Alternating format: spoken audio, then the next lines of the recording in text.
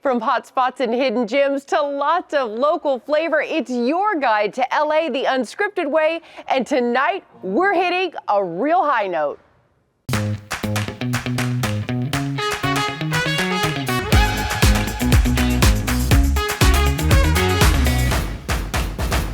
Hello everyone and welcome to LA Unscripted. I'm Dana Devin and this is the Art Deco masterpiece, the Saban Theater in Beverly Hills. Tonight we're exploring the musical side of SoCal, so what better way to start off than with a reveal of this cultural and architectural landmark built in 1930.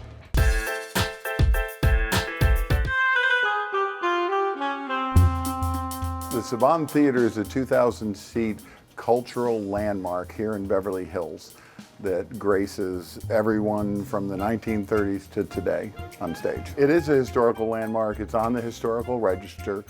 It is the Art Deco. It is probably the most iconic thing as you come into Beverly Hills that you see. It used to be called the Fox Theater.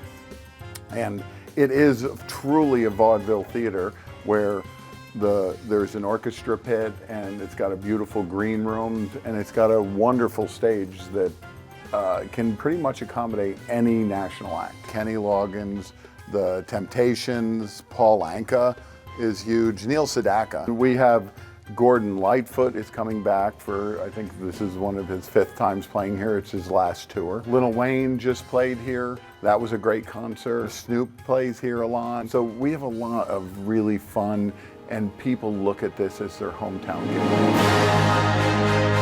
The cool thing is like this stage, people don't realize it also comes out. Oh, I didn't know that. And it extends out right to the edge of the seats. In the 1930s, it was built as a Fox Theater, and it was used for vaudeville. Wilshire Boulevard was the epicenter of Hollywood. And this is where they had all the major premieres of the time. The major films that have premiered here would be The African Queen, How to Marry a Millionaire, and 12 Angry Men. This is the famed green room here at the Saban Theater, and I swear to you, I can almost feel all the history from this room. A lot of our culture is based on our music, and we provide music.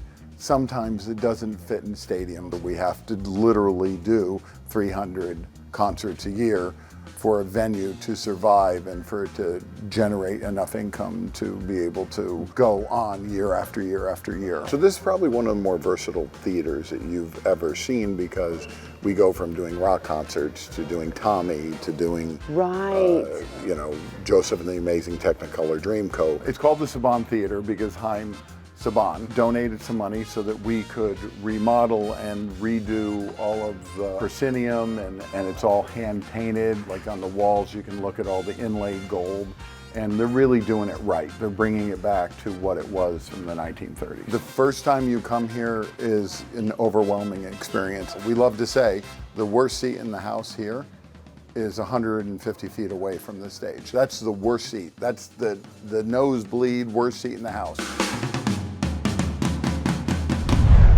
You know who else is coming? Donny Osmond. We love Donny Osmond. All right, now Doug Kolk is about to show you why it's totally cool to be a gold digger. It's another musical. Who knew?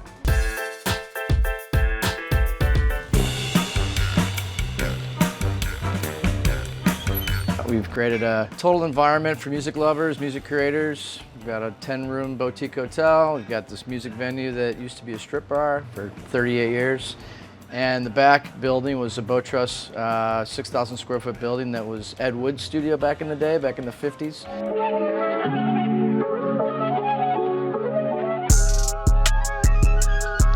Touring artists that you might be familiar with will play here.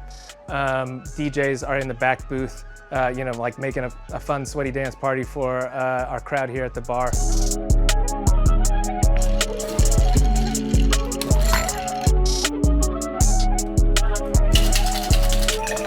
Was this an active bar? Yeah, it was a strip bar. Yeah, bikini bar. For many years, 38 years, it was Gold Diggers, and Gold Diggers was a bikini bar. That sign out there is original, and that's what we bought. A lot of people come here to create, and they see the bar and what it has to offer as a music venue, and they want to be a part of that.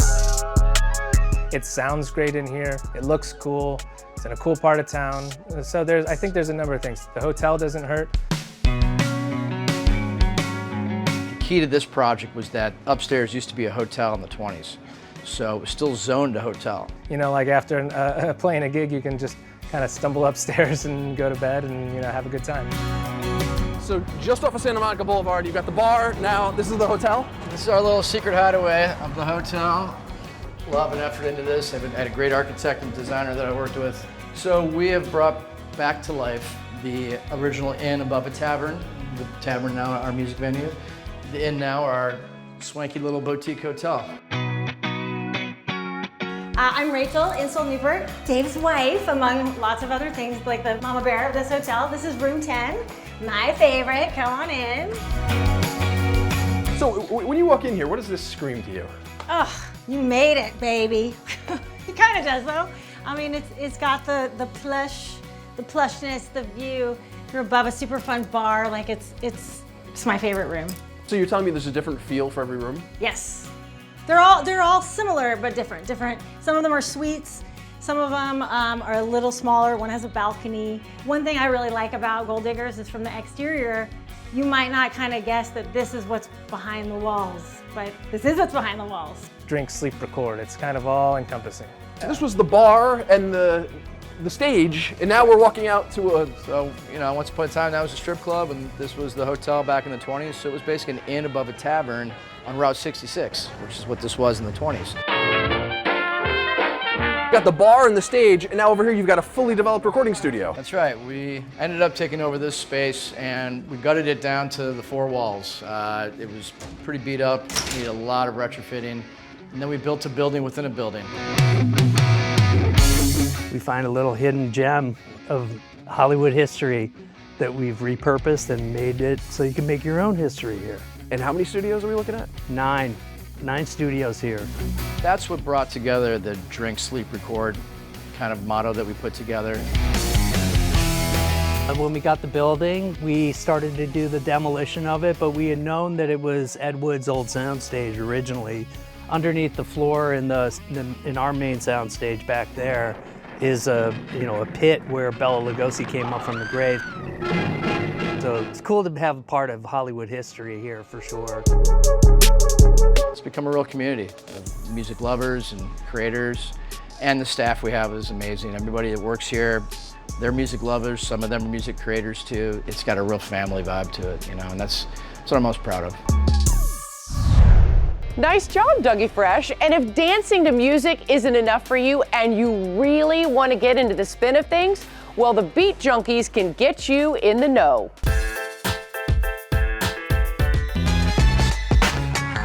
Release from the crossfader. Let's go. Anyone can learn how to DJ, and we provide everything. T-Shaw, DJ Babu, Beat Junkie crew, revealing to y'all where we build better DJs right here at the Beat Junkie Institute of Sound, y'all. We've had students as old as 50 plus. We take them all colors, shapes, sizes, creeds. We want to teach everybody the art of DJing, and it's been amazing. All right, listen, pick up the pace a little bit. I am the dean of students. What'd you say? I've been doing radio pretty much almost like 20 years. I was at Power 106 from 95 until 2006. 17 years teaching and DJing for 34 years. Woo! All right, here we go, Greg. You know, when I started, I was in high school. I was just your average kid. I wasn't a very good athlete. You know, I wasn't the smartest, but you know, with DJing, it really gave me my identity. Most people probably know me for my affiliation with my rap group, Dilated Peoples. I spent the majority of the late 90s and the early 2000s touring the world, making music. All the while in the background, I was always affiliated with my DJ crew, the Beat Junkies. We get students from all walks of life, no matter what type of profession they're in. People have always been curious about the art of DJing. I've always noticed that women, ladies, always learn a lot faster because they're not scared to move to the music as they're learning. Jada, here we go.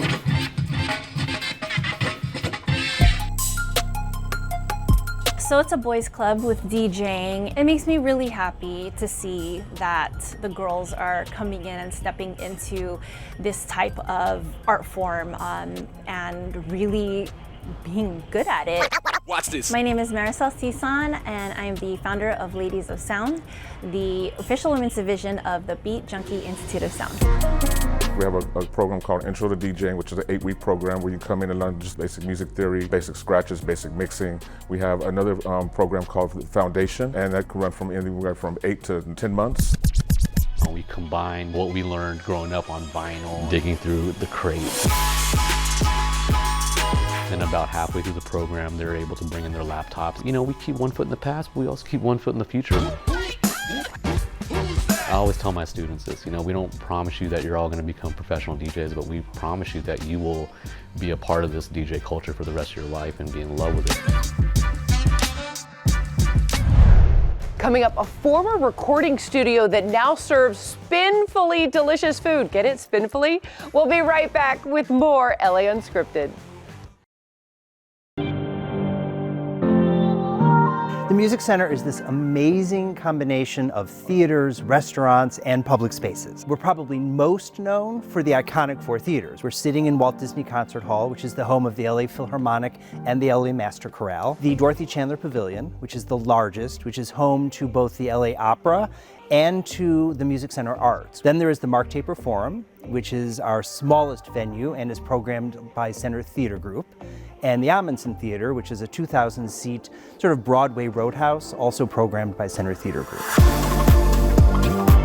Also on the plaza are 3 restaurants, the Welcome Center, right? And all summer long we set up between the flagpoles a summer stage, which is where all of the free and low-cost performances happen and all of the dance parties happen. So this becomes a hop-in place all summer. We are in the Dorothy Chandler Pavilion. Okay. And this incredible 1964 palace is old, glamorous Hollywood. It's beautiful. As you said, it's total mid-century. Yes! It's just spectacular. You know, the Oscars were here for 30 years, and in its day, it was all Hollywood glamour. Mm-hmm. And where we are is in the Oval Bar, which is the main public bar in the building. And there are 3 amazing public spaces here at the Music Center.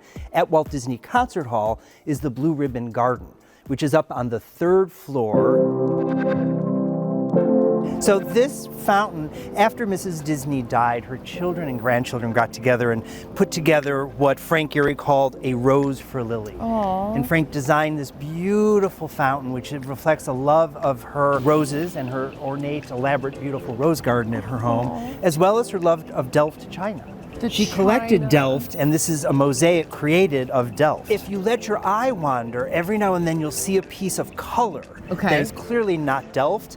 And because this was built on site by mosaic artists, each artist was allowed to put in one individual piece. That's so cool. So there's Jerry Moss Plaza, which is on the original Music Center campus and does incredible free and low-cost programming all summer. And then across the street, stretching all the way to City Hall, is Grand Park, which is our significant, wonderful park. There's free programming all year. There's Sunday sessions where DJs are spinning tunes. There's free yoga classes. There are festivals. It's this huge place, which is this incredible resource for all Angelenos. There's incredible public art at the Music Center. The most significant is the Jacques Lipschitz piece on earth sculpture, which frames the entrance to Jerry Moss Plaza and to the Music Center itself. This is the dance door. It is a piece by the artist Robert Graham, and it was actually commissioned for an art collector and philanthropist's home. It was to be his front door. Come downtown, see the revitalization of downtown, come experience the arts, buy a ticket to a performance, come eat at a restaurant, or come to the free and low-cost activities. Everybody is welcome here. It is supported by you, the Angelenos, so we encourage everybody to come.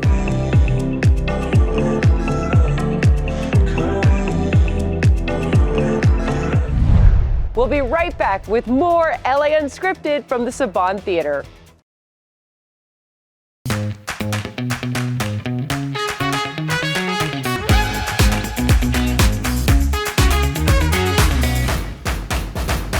Welcome back, everyone, to LA Unscripted from the beautiful Saban Theater. And while this place is filled with live performance history, it's Grandmaster Recorders where everyone who's anyone laid down some tracks. We went there to live local.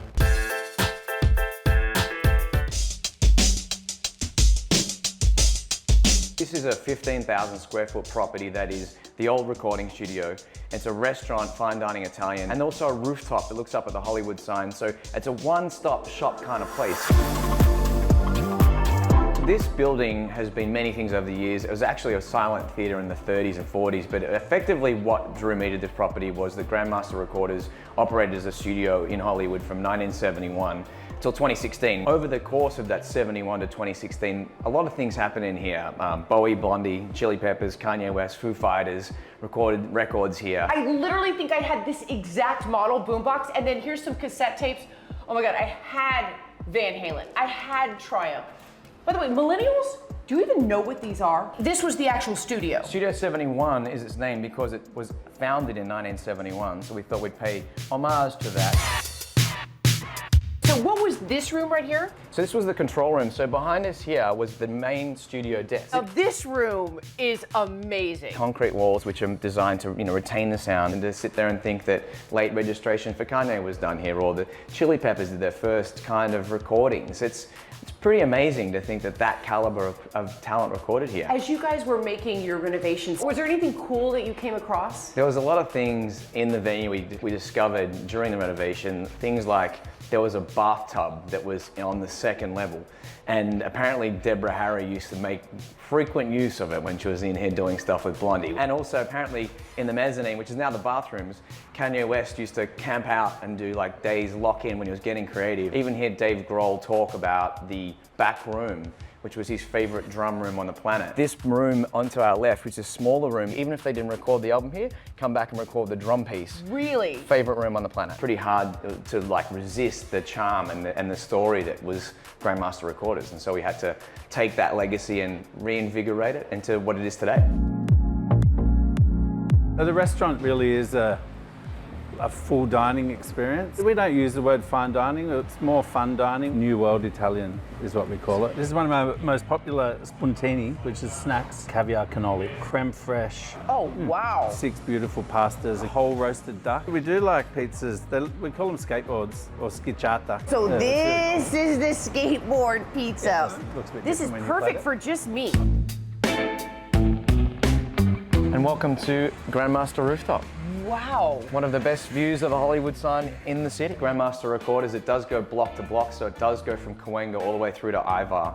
And with that means we can accommodate a lot of people. We're actually in the new vinyl district in Hollywood, and it's important that we're here because there's so much going on here. And it used to be you go to downtown, you go to West Hollywood, you stay there. Hollywood wasn't really a thing. It's actually that place that you can come as a destination. And it feels to me Hollywood's the hot spot again, and there's more coming.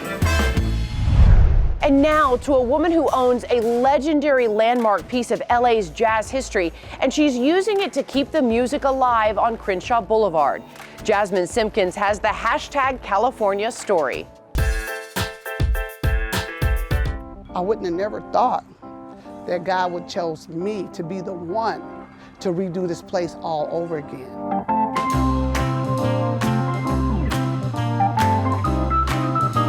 I'm Nina Rose. Welcome to Nina Rose's penthouse at the Maverick Flat. The Maverick's Flat is a historical landmark venue that's been here since 1966. A lot of legendary artists have performed here. Marvin Gaye, Tina Turner, The Temptations, the OJs, a lot of black artists that came through here. I knew it was on Crenshaw. I passed by. I had never been inside of this place. A good friend of mine had the place, and it was sitting here for like almost 2 years. It was like a haunted house. So I just told him, I said, you know what? I want to get the place. I called it the resurrection of the Maverick Flat. Jasmine, welcome to Nina Rose's penthouse. It is beautiful, honestly. Like, I absolutely love it. It was tough.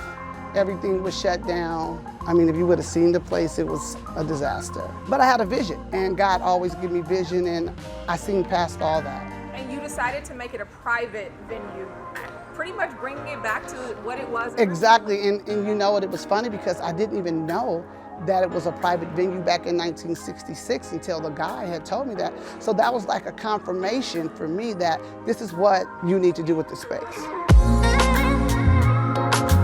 We are here in LA, South Central. I wanted to bring the Beverly Hills feel, the upscale feel. I wanted to feel like we were somewhere else, but still right here in the inner city. If someone wanted to rent out the place, what kind of events could they do? Birthday parties, wedding receptions, graduations, you name it, they can do it here. Movies has been shot here. We shot Insecure, has been shot here.